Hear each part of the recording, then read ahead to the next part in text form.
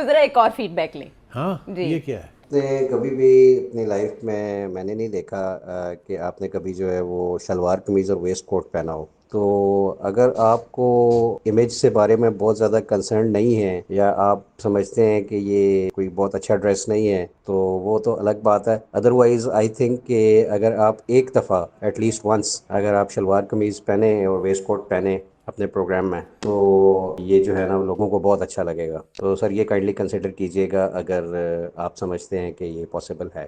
اچھا مجھے ایک بات کی سمجھ نہیں آ رہی کہ میرے ڈریس کوڈ کے اوپر یا لفظوں کی اتنی ایمفسس کیوں ہے؟ ہم تو یہاں ایک سیاسی پروگرام کرنے بیٹھے ہوتے ہیں اور کوئی میری ٹائی کے بارے میں بات کر رہا ہے، کوئی میرے رومال کے بارے میں. اب آپ شلوار قمیض پہ لے آئے ہیں مجھے، اور ادھر سلام کے اوپر ایشو بن گیا ہے اینڈ سو آن. تو میں کیا کروں؟ مجھے وہ ایک کہانی ہے، میرا خیال ہے میں جواب دینے سے پہلے وہ کہانی آپ کو بتا دوں کیا ہے. ایک تھا گدھا، اگر آپ کو گدھا نہیں پسند تو کھوتا کہہ لیں.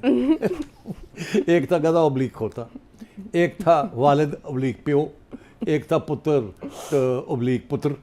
تو یہ جا رہے تھے کہیں، تو والد نے بیٹے کو کہا تم گدھے پہ چڑھ جاؤ. لوگ آگے جا رہے تھے، انہوں نے کہا دیکھیں والد بوڑھا ہے اور بیٹا جوان ہے، بیٹے کو نیچے ہونا چاہیے، والد کو اوپر ہونا چاہیے تھا، یہ دیکھیں کیا ہے. تو انہوں نے کہا اچھا ٹھیک ہے. تو والد صاحب گدھے پہ چڑھ گئے اور بیٹا نیچے اتر گیا. اب وہ جا رہے تھے آگے تو لوگ ملے، لوگوں نے کہا دیکھو یہ والد کتنا ظالم ہے، بیٹے کو جو ہے چڑھانا چاہیے تھا اور خود چل رہے. والد ہے after all he has to look after children. وہ تو والد صاحب اتر گئے. اب دونوں چل رہے تھے تو گدھا الگ ساتھ ساتھ چل رہا تھا. تو لوگ آگے لوگوں نے کہا کہ یہ دیکھو یار کتنے بیوقوف لوگ ہیں.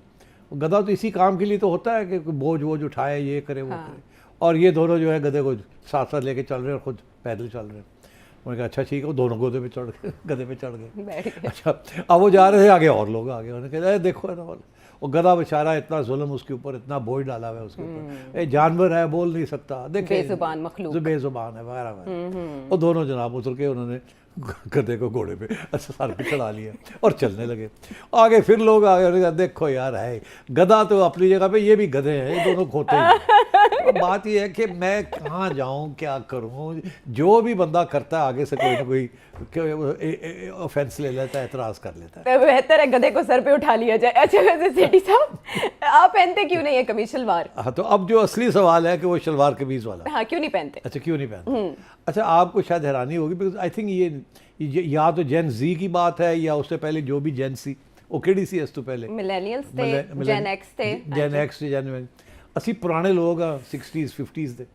تو صرف آپ کو یہ بتانا چاہتا ہوں کہ 1971 سے لے کے جب میں انگلینڈ سے واپس آیا 1991 تک 20 سال میں نے صرف شلوار قمیض پہنی، صرف.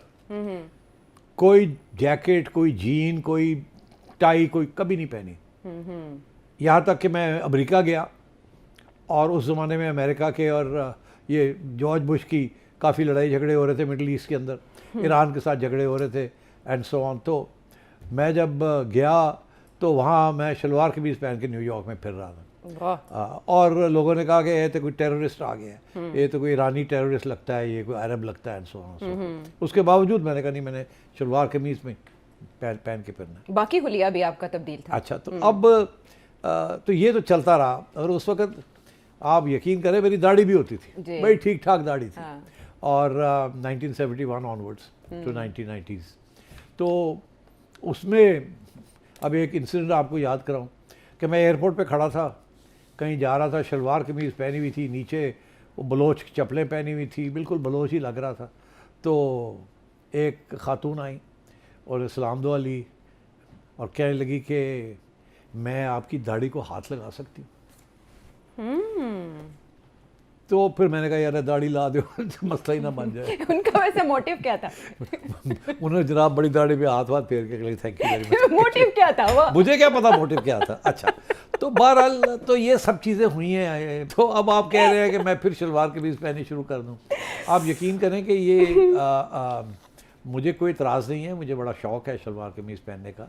مگر بات یہ ہے کہ مجھے اس میں سے ایک پرابلم ہے، مجھے کھانے پینے کا بڑا شوق ہے. اور شلوار قمیض میں ایسے لگتا پتہ ہی نہیں چلتا کہ آپ موٹے ہو رہے ہیں کہ نہیں موٹے ہو رہے تو اس لیے میں نے یہ فیصلہ کیا تھا کہ میں نے اب جینس پہننی ہے اور ٹائی پہننی ہے تاکہ میں جوان رہوں، اور یہ شلوار قمیض پہنی نہیں تو کھانے کھائے نہیں اور میں فوراً ناک آؤٹ ہو جاؤں گا، تو اس لیے میں شلوار قمیض نہیں پہنتا، اچھا، اور میں نے اپنے آپ کو ٹائٹ کر کے رکھا ہوا ہے۔ I hope this explanation is reasonable, مگر جاتے جاتے میں یہ ضرور کہنا چاہوں گا کہ آپ نے دیکھا ہوگا انٹرنیٹ کے اوپر ایک تصویر گھومتی رہتی ہے فرام ٹائم ٹو ٹائم، جب میرے خلاف کوئی بات کرنی ہو نا کسی نے تو وہ تصویر نکال کے اور وہ چلا دیتے ہیں۔ وہ تصویر ہے ایک بلوچ لیڈر کی، شیر محمد مری، جو کہ 60 کی دہائی کے اندر انہوں نے ایوب خان کے خلاف ایک تنظیم چلائی تھی آرمڈ، اس کے ساتھ ان کے کوئی مری ساتھی کھڑے ہیں، مری قبیلے